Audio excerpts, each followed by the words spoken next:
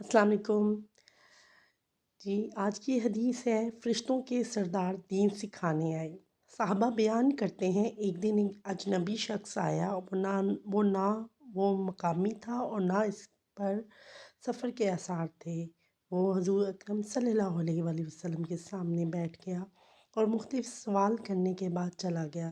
جب وہ اٹھ کے چلا گیا تو آپ صلی اللہ علیہ وآلہ وسلم نے فرمایا، اسے دوبارہ میرے پاس واپس لاؤ۔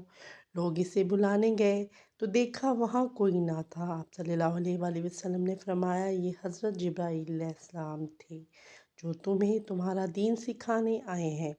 صحیح بخاری کی 4777 ابو ہریرہ سے راوی ہے۔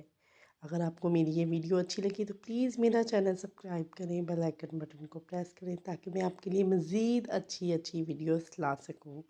اپنا اور اپنے گھر والوں کا خیال رکھیں۔ پھر ملتے ہیں نیکسٹ ویڈیو پہ۔